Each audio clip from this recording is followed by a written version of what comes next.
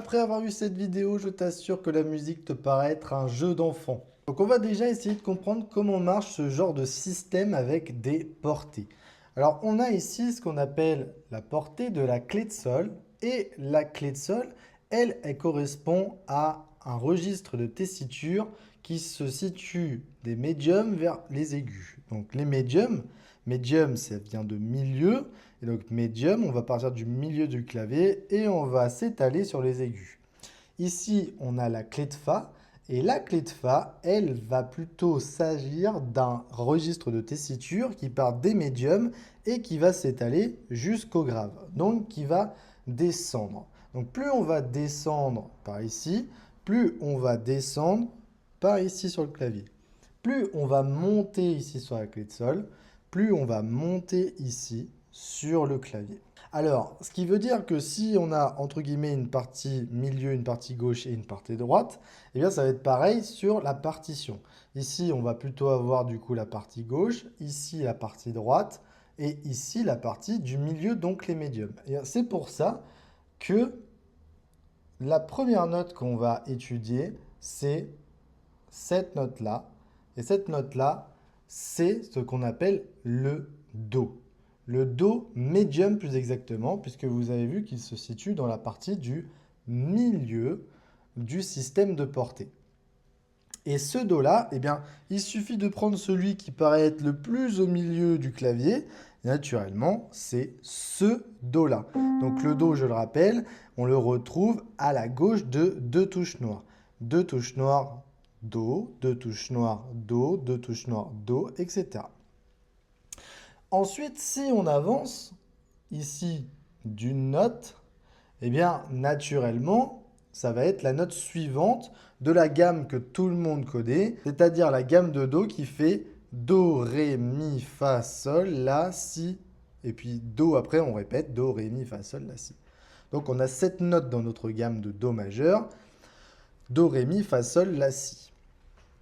Donc ces deux notes-là, eh bien, on va pouvoir les jouer conjointement puisque elles se suivent tout simplement. Et vu qu'on a dit qu'on montait par là, eh bien, il n'y a aucune raison de partir vers la gauche du clavier, mais partir vers la droite. Donc si par exemple je monte comme ça à chaque fois, alors il faut savoir que sur un système de portée, on n'a que deux principes, c'est-à-dire la ligne et l'interligne, donc ce qui se situe entre les lignes. Donc là, on a mis ligne, parce qu'en fait, le petit trait qui est juste là, dans le Do, eh bien en fait, c'est tout simplement un petit bout d'une ligne imaginaire que l'on s'est créée dans notre tête en plus de ces 5 lignes. Donc sur une portée, on a 5 lignes, mais on peut en rajouter au-dessus ou en dessous pour pouvoir élargir un petit peu le spectre de la clé qu'on est en train d'étudier. Donc ici, on a ligne Do, interligne le Ré, Mi sur la ligne, Fa sur l'interligne, Sol sur la ligne, La sur l'interligne, Si et enfin Do.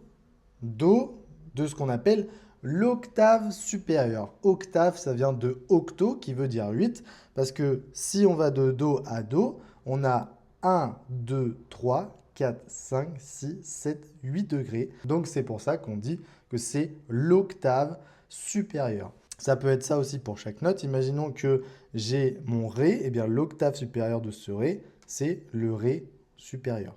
Ces notes-là, Do, Ré, Mi, Fa, Sol, La, Si, Do, eh bien, quand on va les jouer sur le clavier, on ne va pas les jouer n'importe comment. On ne va pas par exemple faire ça avec un seul doigt ou comme ça, puis après se tordre les poignets ou je ne sais comment.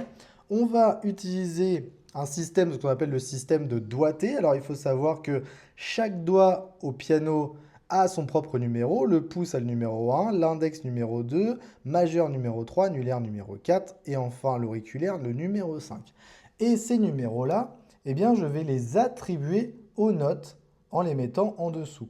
Le pouce, naturellement, on va le mettre sur la première note parce que c'est le doigt numéro 1. Ensuite, Ré, on va mettre 2. Mi, on va mettre 3. Donc là, si déjà on veut jouer ces trois notes-là, eh bien, on sait qu'on va aller sur le Do du milieu avec le pouce, doigt numéro 1. Ensuite, le Ré, doigt numéro 2. Et ensuite, le Mi, doigt numéro 3. Alors, vous voyez que par contre, si je continue comme ça, eh bien, au bout d'un moment, j'ai plus assez de doigts, donc il va falloir que je fasse quelque chose. Sauf que ce quelque chose, on va le faire avant d'arriver à l'auriculaire. On va le faire dès qu'on est justement au Mi, donc au troisième doigt. On va faire ce qu'on appelle un passage du pouce. Je vais vous montrer comment on fait. Et on va revenir du coup sur le doigt numéro 1, donc le pouce.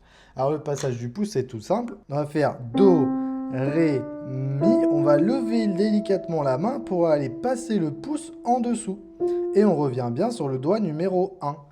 Doigt numéro 1. Et après, combien est-ce qu'il nous reste de notes? 2, 3, 4, 5. Donc on va pouvoir utiliser tout le reste de la main et faire 1, 2, 3, 4, 5. Donc je le note ici. Hop, 1, 2, 3, 4, 5. Et donc, une fois que j'étais là sur le Fa, je vais bien pouvoir faire 1, 2, 3, 4, 5. Donc, si on recommence tout au début, Do, Ré, Mi, Fa, Sol, La, Si, Do, avec 1, 2, 3, 1, 2, 3, 4, 5, eh bien, on va faire 1, 2, 3, passage du pouce, 1, 2, 3, 4, 5. Et là, du coup, on a lu nos premières notes, Do, Ré, Mi, Fa, Sol, La, Si, Do, et en plus, on les a jouées correctement avec un doigté qui s'adapte parfaitement à sa jouabilité. Voilà, donc j'espère que vous avez un peu compris le système de portée. Là, c'était pour la clé de Sol. Dans un cours suivant, je ferai certainement la clé de Fa. Et puis, si vous voulez en savoir plus sur la musique, eh bien, abonnez-vous à la chaîne.